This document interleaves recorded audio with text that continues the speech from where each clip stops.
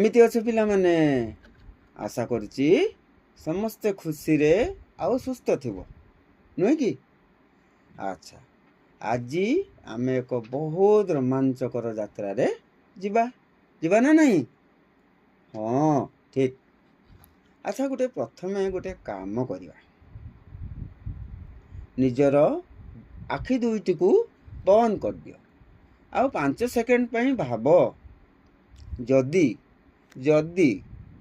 ହଠାତ୍ ପୃଥିବୀରୁ ସବୁ କରେଣ୍ଟ ବା ବିଦ୍ୟୁତ୍ ପଳାଇଯାଏ ଆଉ କେବେ ବି ଫେରିବ ନାହିଁ, ତାହେଲେ ଆମ ଜୀବନ କିପରି ହୋଇଯିବ? ଟିକେ ଚିନ୍ତା କର, ଆଖି ବନ୍ଦ କରିକି ଚିନ୍ତା କର। ହଁ, ଏବେ ଆଖି ଖୋଲିବା। ଆଖି ଖୋଲ। କ'ଣ ଦେଖିଲ ପିଲାମାନେ? ଚାରିଆଡ଼େ ଅନ୍ଧାର, ଫ୍ୟାନ୍ ବି ବନ୍ଦ ହେଇଛି, ସେଥିପାଇଁ ପ୍ରବଳ ଗରମ ଲାଗୁଛି, ନାଇଁ କି? ଟିଭି ବି ଚାଲୁନାହିଁ, ଟିଭି ବି ଆଉ ଚାଲିବ ନାହିଁ, ଆଉ ତୁମର ମୋବାଇଲ ବି ଚାର୍ଜ ହେଇପାରିବନି। ଠିକ୍ କହିଲି ନା? ତମ ମୋବାଇଲ ଆଉ କାମ କରିବନି, ଚାର୍ଜ ନହେଲେ ଆଉ କୋଉଠି କାମ କରିବ? ଏଥିରୁ ତାହେଲେ ଆମେ କ'ଣ ଜାଣିଲେ? ଯେ ବିଦ୍ୟୁତ୍ ଆମ ଜୀବନର କେତେ ଗୁରୁତ୍ୱପୂର୍ଣ୍ଣ ଅଂଶ ଅଟେ। ଗତ ଅଧ୍ୟାୟ ଗୁଡ଼ିକରେ ଆମେ ଏକ ସରଳ ପରିପଥ କିପରି କାମ କରିଥାଏ, ବଲ୍ବ କିପରି ଜଳିଥାଏ ସେ ବିଷୟରେ ଶିଖିଥିଲେ, ନୁହେଁ କି? ଶିଖିଥିଲେ କି ନାହିଁ? ହଁ, ଆଜି ଆମେ ଜାଣିବା ଯେ ଏହି ବିଦ୍ୟୁତ୍ ଯେତିକି ଦରକାରୀ, ଅସାବଧାନ ହେଲେ ସେତିକି ମଧ୍ୟ ବିପଦଜନକ ହୋଇପାରେ। ଏବେ ଆସ ଆରମ୍ଭ କରିବା ସେହି ଯାତ୍ରାରେ ଯିବା କି ନାହିଁ ପିଲାମାନେ? ଯିବା, ଚାଲ ଦେଖିବା। ଆଚ୍ଛା, ବର୍ତ୍ତମାନ ତୁମେ ଏଇ ସ୍କ୍ରିନଟାକୁ ଦେଖ, ଯେଉଁ ଚିତ୍ରଟି ଦିଆଯାଇଛି ଦେଖ।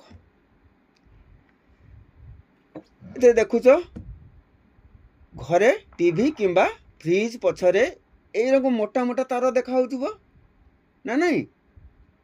ହଁ, କିନ୍ତୁ ମୋର ଏକ ପ୍ରଶ୍ନ ଅଛି, ଭଲ ଭାବରେ ଭାବିକି ଉତ୍ତର ଦେବ। ବୁଝିହେଲା କି? ଏହି ତାର ଭିତରେ କେବଳ ତମ୍ବା କାହିଁକି ବ୍ୟବହାର ହେଇଛି ଦେଖାଯାଉଛି ନା ନାହିଁ? ହଁ, ସେଠାରେ ତ ଆମେ ସୂତା ବା ପ୍ଲାଷ୍ଟିକ ଦଉଡ଼ି ବି ଦେଇପାରିଥାନ୍ତେ। ଆମେ ଦଉଛେ କି? ନା, ଆମେ ଦଉନେ। କାହିଁକି ତମ୍ବା ଦିଆହେଉଛି? ଟିକେ ଚିନ୍ତା କର।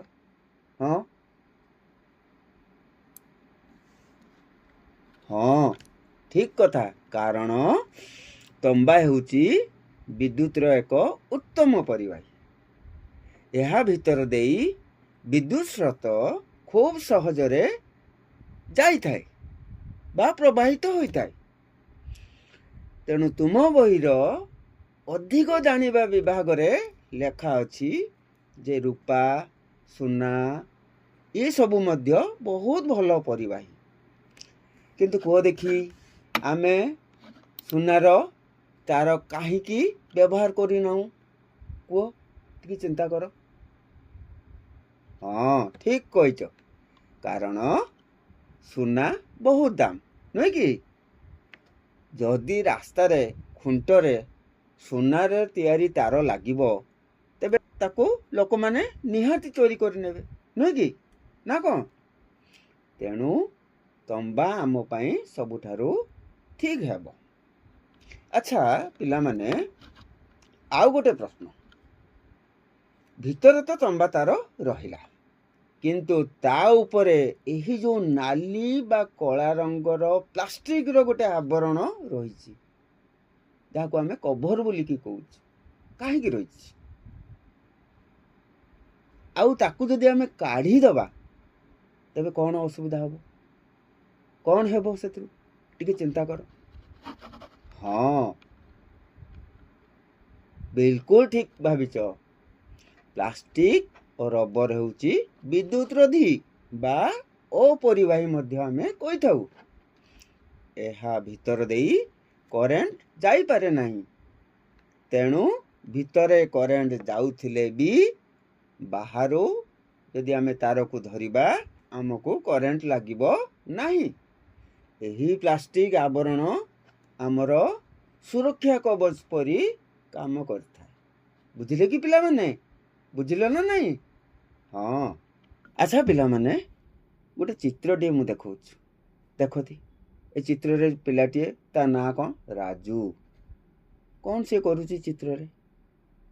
କେତେ ବଡ଼ ଭୁଲ କରିବାକୁ ଯାଉଛି କୁହ ତ ଦେଖି।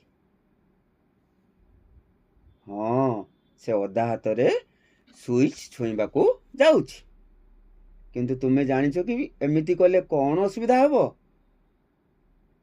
ଆମ ଶରୀରରେ 70% କେବଳ ଜଳ ଅଛି। ଆମେ ଜାଣିଛୁ, ସେଟା ଆଗରୁ ପଢ଼ା ହେଇଛି। ସେଥିପାଇଁ ଆମ ଶରୀର ମଧ୍ୟ ବିଦ୍ୟୁତର ଏକ ଭଲ ପରିବାହୀ। ଯଦି ତେଣୁ ଆମେ ଖାଲି ପାଦରେ ବା ଅଧା ହାତରେ କୌଣସି ବିଦ୍ୟୁତ ଉପକରଣ ବା କଟା ତାର ଯାହାକୁ ବି ହଉ ଯଦି ଆମେ ଛୁଇଁବା, ତେବେ କରେଣ୍ଟ ସିଧା ଆମ ଶରୀର ଭିତରକୁ ପଶିଯିବ। ତୁମ ବହିର ସତର୍କତା ବିଭାଗରେ ସ୍ପଷ୍ଟ ଭାବରେ ଲେଖା ଅଛି ଯେ ଏହା ଦ୍ୱାରା ଆମର ବହୁତ କ୍ଷତି ହେବ, ଆଉ ଏପରିକି ମଣିଷର ମୃତ୍ୟୁ ମଧ୍ୟ ହୋଇପାରେ। ବୁଝିଲ କି ପିଲା? ତେଣୁ ଆମକୁ ଏଥିରୁ ବର୍ତ୍ତିବା ପାଇଁ ଆମେ ସବୁ କ'ଣ କ'ଣ କରିବା ଆବଶ୍ୟକ ରହିଛି? ମୋତେ ଚିନ୍ତା କରିକି ତମେମାନେ କୁହ, 3ଟି ଉପାୟ କୁହ, ଟିକେ ଚିନ୍ତା କର।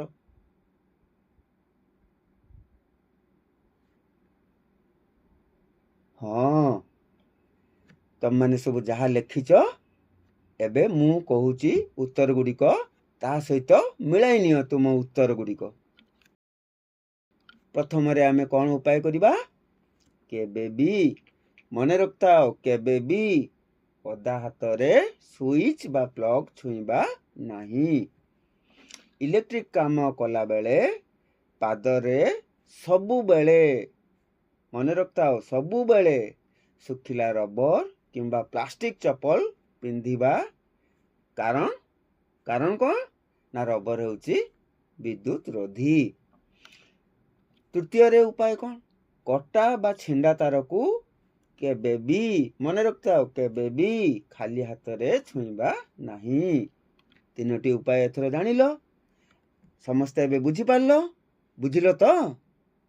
ଏବେ ଆମେ ଗୋଟେ ନୂଆ କଥା ଶିଖିବା। ପିଲାମାନେ ଭାବିଲ ଦେଖି, ତୁମ ଖେଳନା ଗାଡ଼ି ଭିତରେ ଯେଉଁ ବ୍ୟାଟେରୀ ଅଛି, ତୁମ ଖେଳନା ଗାଡ଼ି ଘରେ ସବୁ ଖେଳନା ରଖୁଛ ନା ନାହିଁ? ଖେଳୁଛ ନା ନାହିଁ? ହଁ, ସେଇ ଖେଳନା ଗାଡ଼ି ଭିତରେ ଯେଉଁ ବ୍ୟାଟେରୀଟି ଅଛି ଦେଖିଥିବ ତମେ। ଆଉ ତମ ଘରେ ଯେଉଁ ଫ୍ରିଜ୍ ବା ଟିଭି ପାଇଁ ଯେଉଁ କରେଣ୍ଟଟି ଆସୁଛି ପ୍ଲଗରୁ, ସେ ଦୁଇଟି କ'ଣ ସମାନ? ଟିକେ ଚିନ୍ତା କର। ବିଲକୁଲ ନୁହେଁ, ସେ ଦୁଇଟି ସମାନ ନୁହେଁ। ତାକୁ ଆମେ ବୁଝିବା, ଏବେ ସରଳ ଭାଷାରେ ବୁଝିବା। ଯେମିତି ପାଣି ବୋଟଲରେ ଅଳ୍ପ ପାଣି ଥାଏ, ସେମିତି ବ୍ୟାଟେରୀରୁ ଆମେ ଯେଉଁ କରେଣ୍ଟ ପାଉ ତାହା କମ୍ ଶକ୍ତିଶାଳୀ। ତାକୁ କୁହାଯାଏ ସଳଖ ବିଦ୍ୟୁତ ବା ଇଂରାଜୀରେ ଡାଇରେକ୍ଟ କରେଣ୍ଟ ବା ଡିସି ବୋଲି ଆମେ କହିଥାଉ। ଏହା ସିଧା ଗୋଟିଏ ଦିଗରେ ଯାଏ, ଆଉ ଆମେ ଏଥିରେ ଟର୍ଚ୍ଚ, ଖେଳନା, ଟିଭି ରିମୋଟ ଇତ୍ୟାଦି ସବୁ ଚଳେଇଥାଉ। ତମ ଘରେ ଏଇସବୁ ଜିନିଷ ଅଛି ନା ନାହିଁ? ଅଛି ତ? ହଁ। କିନ୍ତୁ ଯେମିତି ବଡ଼ ପାଇପରେ ବହୁତ ଜୋରରେ ପାଣି ଆସିଥାଏ, ଆସେ କି ନାହିଁ ବଡ଼ ବଡ଼ ପାଇପରେ?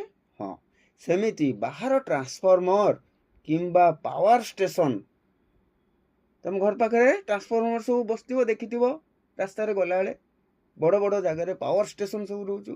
ତ ସେଠୁ ଘରକୁ ଯେଉଁ କରେଣ୍ଟ ଆସିଥାଏ ତାକୁ ଆମେ ପ୍ରତ୍ୟାବର୍ତ୍ତୀ ସ୍ରୋତ ବା ଅଲ୍ଟରନେଟିଂ କରେଣ୍ଟ ବା ସର୍ଟ ଫର୍ମରେ ଏସି ବୋଲି କହିଥାଉ।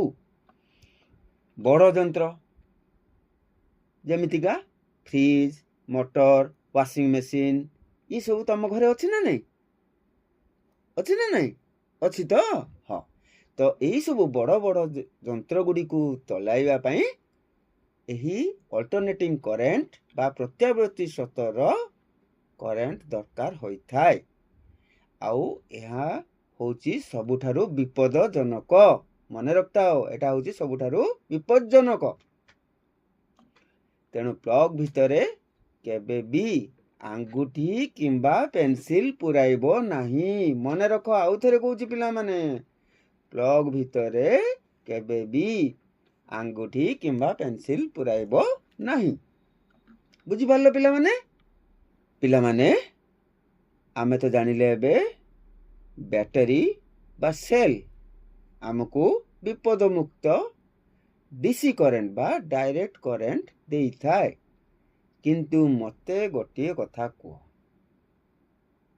ମୋତେ ଗୋଟେ କଥା କୁହ ପିଲାମାନେ, ତୁମ ବାପାଙ୍କର ହାତ ଘଣ୍ଟାରେ ଆଉ ତୁମ ଘରର ଯେଉଁ ଇନଭର୍ଟର ମେସିନ୍ ରହିଛି, ସେଠି ଯେଉଁ ବ୍ୟାଟେରୀ ରହିଛି, ତମ ଘରରେ ଅଛି ନା ନାହିଁ ଇନଭର୍ଟର ମେସିନ୍? ଅଛି ତ? ହଁ, ସେ ଇନଭର୍ଟର ମେସିନ୍ରେ ଯେଉଁ ବ୍ୟାଟେରୀ ଲାଗିଛି ଆଉ ତୁମ ବାପାଙ୍କ ହାତ ଘଣ୍ଟାରେ ଯେଉଁ ବ୍ୟାଟେରୀ ଲାଗିଛି, ସେ କ'ଣ ସମାନ ଆକାରରେ ବ୍ୟାଟେରୀ କି? ଟିକେ ଚିନ୍ତା କର ପିଲାମାନେ।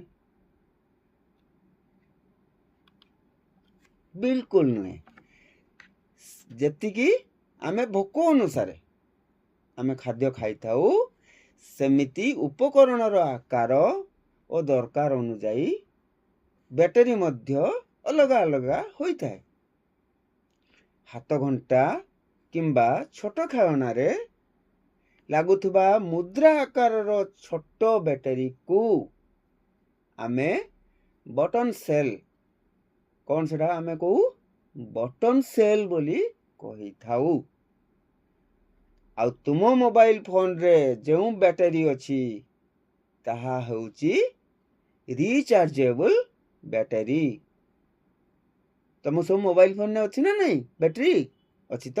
ସେଟା ତମ କି ବ୍ୟାଟେରୀ ହେଲା? Rechargeable battery. ତା ମାନେ କ'ଣ ସେଟା? ନା, ଯଦି ରିଚାର୍ଜେବଲ ବ୍ୟାଟେରୀ ସରିଯାଉଛୁ, ତାକୁ ଆମେ କ'ଣ କରୁଛେ? ପ୍ଲଗ୍ରେ ଲଗାଇକି ପୁଣି ଆଉ ଥରେ ଚାର୍ଜ କରିପାରୁଛୁ। କରୁଛୁ ନା ନାହିଁ? ହଁ, ଆଜିକାଲି ତ ବିନା ପେଟ୍ରୋଲରେ ଇଲେକ୍ଟ୍ରିକ ସ୍କୁଟର, କାର୍ ଏସବୁ ମଧ୍ୟ ବଡ଼ ବଡ଼ ବ୍ୟାଟେରୀରେ ଚାଲିଲାଣି କି ନାହିଁ? ସେ ଗାଡ଼ି ଗୁଡ଼ିକୁ କି ଗାଡ଼ି କୁହାଯାଉଛି? ଇଭି ସ୍କୁଟର, ଇଭି କାର୍ କୁହାଯାଉଛି ନା ନାହିଁ? ଆସିଲାଣି। ତେଣୁ ସେଗୁଡ଼ିକ ବଡ଼ ବଡ଼ ବ୍ୟାଟେରୀରେ, ରିଚାର୍ଜେବଲ ବ୍ୟାଟେରୀରେ ଚାଲୁଛି। ଆଚ୍ଛା ଭାବିଲ ଦେଖି, ଏହି ଛୋଟ ବ୍ୟାଟେରୀ ଆମ ସମାଜକୁ କେତେ ଆଗକୁ ନେଇଯାଇଛି? ଟିକେ ଚିନ୍ତା କଲ ପିଲାମାନେ, ନେଇଛି ନା ନାହିଁ? ବ୍ୟାଟେରୀ ଆସିବା ପରେ ଆମ ସମାଜ କେତେ ଆଗକୁ ଚାଲିଗଲାଣି, ପ୍ରଦୂଷଣରୁ କମିଛି, ନୁହେଁ କି? ଆଚ୍ଛା ପିଲାମାନେ, ବର୍ତ୍ତମାନ ଆସିଯାଇଛି ଆମର ସବୁଠାରୁ ରୋମାଞ୍ଚକର ସମୟ, ମେଗା କୁଇଜ୍ ରାଉଣ୍ଡ। କ'ଣ ସେଟା? ହଁ, ମେଗା କୁଇଜ୍ ରାଉଣ୍ଡ। ମୁଁ ପ୍ରଶ୍ନ ପଚାରିବି, ତମମାନେ ଉତ୍ତର ଦେବ। ବୁଝିହେଲା କି?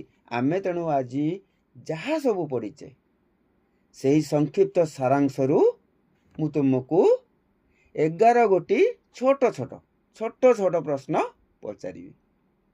ଦେଖିବା କିଏ କେତେ ସଠିକ ଉତ୍ତର ଦେଉଛି। ପ୍ରସ୍ତୁତ ତ? ଆରମ୍ଭ କରିବା? ଆସ ତାହେଲେ ଆରମ୍ଭ କରିବା। ପ୍ରଥମ ପ୍ରଶ୍ନ, ଭଲସେ ପ୍ରଶ୍ନ ଗୁଡ଼ିକ ଶୁଣିବ ପିଲାଏ। ବୁଝିହେଲା କି? ଆଚ୍ଛା, ପ୍ରଥମ ପ୍ରଶ୍ନ, ସହଜରେ ଗୋଟିଏ ସ୍ଥାନରୁ ଅନ୍ୟ ସ୍ଥାନକୁ ନେଇପାରୁଥିବା ବିଦ୍ୟୁତର ଏକ ସୁବିଧାଜନକ ଉତ୍ସର ନାମ କ'ଣ କହିଲ ପିଲାମାନେ? ସହଜରେ ଗୋଟିଏ ସ୍ଥାନରୁ ଅନ୍ୟ ସ୍ଥାନକୁ ନେଇପାରୁଥିବା ବିଦ୍ୟୁତର ଏକ ସୁବିଧାଜନକ ଉତ୍ସର ନାମ କ'ଣ? ଟିକେ ଚିନ୍ତା କଲ। ସମ୍ପୂର୍ଣ୍ଣ ଠିକ। ଏହା ହେଉଛି ବିଦ୍ୟୁତ ସେଲ୍ ବା କୋଷ। ଠିକ ଉତ୍ତର। ଏବେ ଦ୍ୱିତୀୟ ପ୍ରଶ୍ନକୁ ଯିବା। ଗୋଟିଏ ବିଦ୍ୟୁତ କୋଷରେ କେତୋଟି ଅଗ୍ର ଥାଏ ଏବଂ ସେଗୁଡ଼ିକ କ'ଣ କ'ଣ? ଟିକେ ଚିନ୍ତା କର ପିଲାମାନେ। ବହୁତ ବଢ଼ିଆ। ଦୁଇଟି ଅଗ୍ର ଥାଏ, ଗୋଟିଏ ଯୁକ୍ତ ଅନ୍ୟଟି ବିଯୁକ୍ତ। ତୃତୀୟ ପ୍ରଶ୍ନକୁ ଯିବା। ବଲ୍ବ ଭିତରେ ଥିବା ସେଇ ସୂକ୍ଷ୍ମ ପତଳା ତାରଟିକୁ କ'ଣ କୁହାଯାଏ? ଦେଖିଛ କି ନାହିଁ? ବଲ୍ବ ଭିତରେ ଗୋଟେ ପତଳା ତାରଟି ଥାଏ। ହଁ, ତାକୁ କ'ଣ କୁହାଯାଏ? ଯାହା ଗରମ ହେଇଗଲେ କ'ଣ ହେଇଥାଏ? ଆମକୁ ଆଲୋକ ଦେଇଥାଏ। ସେ ତାରଟିକୁ ତାହେଲେ ଆମେ କ'ଣ କହିବା? ଚିନ୍ତା କର। ସଠିକ ଉତ୍ତର, ତାକୁ ଆମେ ଫିଲାମେଣ୍ଟ କହିଥାଉ।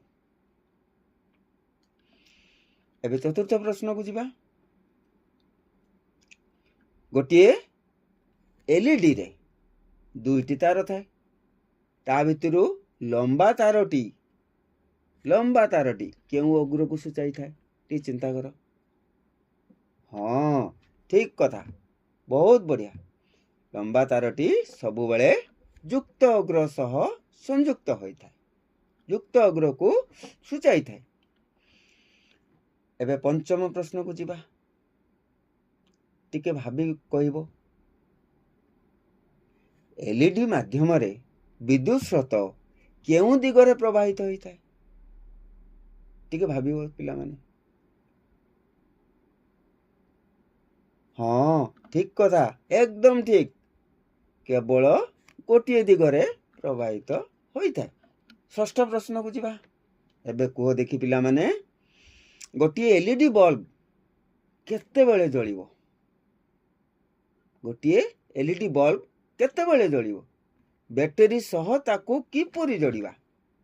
ଟିକେ ଚିନ୍ତା କର ପିଲାମାନେ।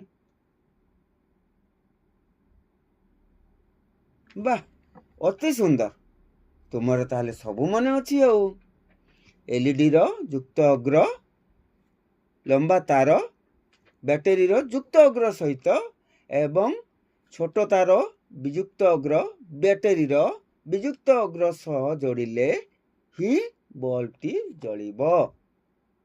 ବୁଝିହେଲା କି? ବୁଝିପାରିଲ ନା ନାହିଁ? ଓକେ। ଏବେ ସପ୍ତମ ପ୍ରଶ୍ନକୁ ଯିବା। ବିଦ୍ୟୁତ ପରିପଥକୁ ସମ୍ପୂର୍ଣ୍ଣ କରିବା ଅଥବା ବନ୍ଦ କରିବା ପାଇଁ ଆମେ କେଉଁ ସରଳ ଯନ୍ତ୍ରଟିର ବ୍ୟବହାର କରିଥାଉ? ଆଉ ଥରେ କହିବି। ହଁ, ବିଦ୍ୟୁତ ପରିପଥକୁ ସମ୍ପୂର୍ଣ୍ଣ କରିବା ବା ବନ୍ଦ କରିବା ପାଇଁ ଆମେ କେଉଁ ସରଳ ଯନ୍ତ୍ରଟିକୁ ବ୍ୟବହାର କରିଥାଉ? ଟିକେ ଚିନ୍ତା କର ପିଲାମାନେ।